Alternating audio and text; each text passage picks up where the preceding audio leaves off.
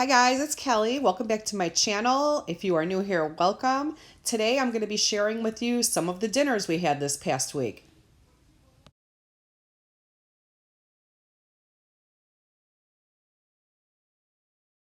Hey guys, it's Kelly. Welcome back to another What's for Dinner. Today I'm going to be showing you a few recipes. I'm going to start with my crispy garlic Parmesan potatoes. Here I have about 11 or 12 small potatoes. You can use red or gold, and I like to try to choose the smallest ones that I can. So I'm just going to get these into a pot of boiling water.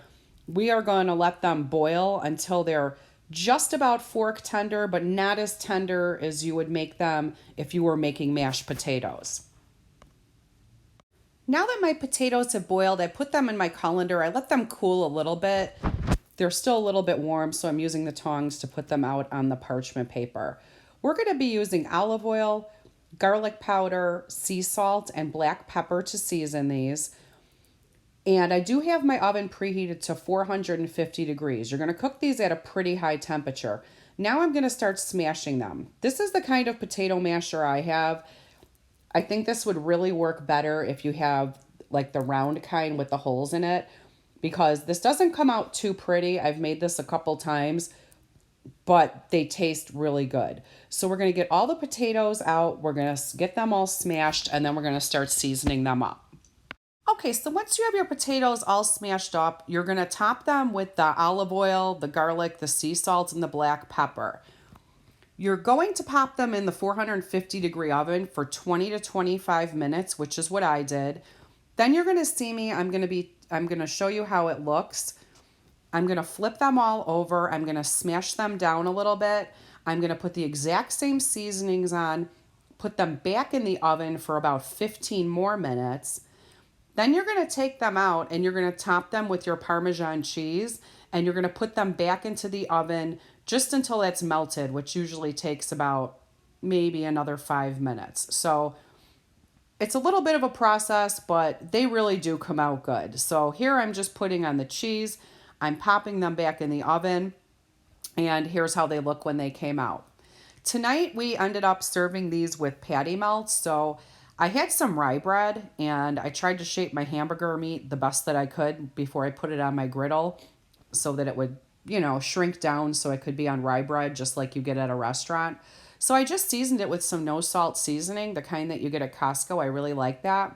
I grilled up some onions, and I also had some cheddar and some American cheese. So that's how my sandwich looked, and here it is with the potatoes on the side.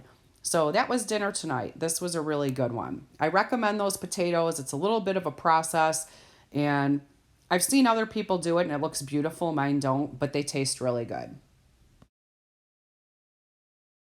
This night we did a really easy dinner. I just made chicken wings in my air fryer. I do have a video on how I do that. I can link it down below. I had my wings marinating in the fridge all day. I took those out. And for a side dish, I just took out a box of frozen taquitos and I threw those on a cookie sheet in the oven, and that was it. Here's how we serve them. I served my wings with some blue cheese dressing and some sriracha. I mixed that together. Also, I had some sour cream and salsa, and I put that on my taquitos, and that was it. Super easy dinner.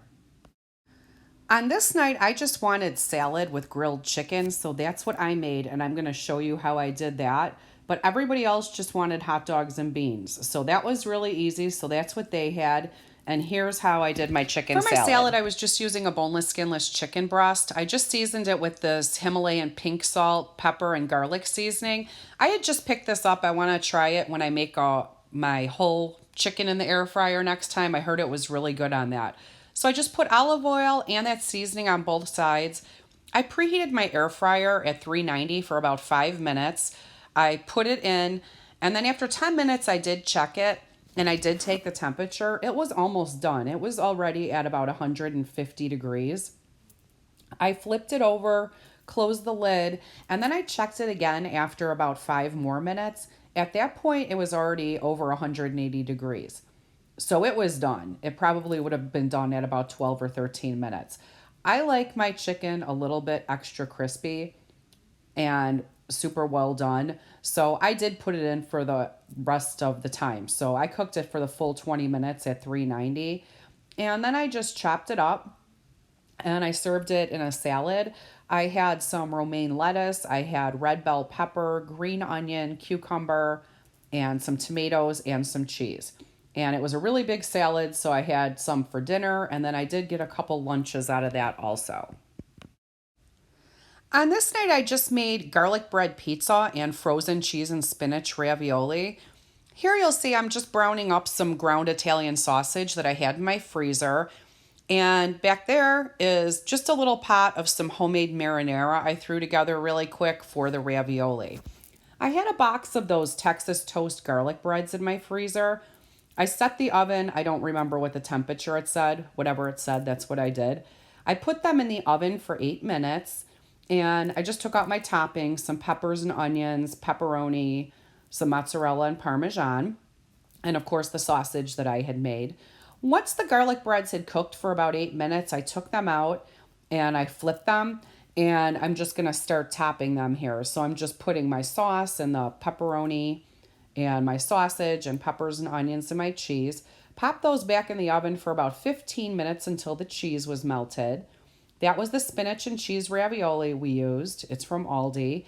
And that was dinner. Here you're going to see me frosting a cake, which I didn't show myself making because it's a boring old yellow cake box cake mix. But I did have some really ripe bananas, and I did put that in the batter. So it ended up being like a really good banana cake, and I just used some white frosting. That's going to do it for this week of What's for Dinner. I hope you guys enjoyed this video. If you did, please give it a thumbs up. If you're new here, please hit that subscribe button. I'd love to have you around. I'll see you guys on the next one. Bye.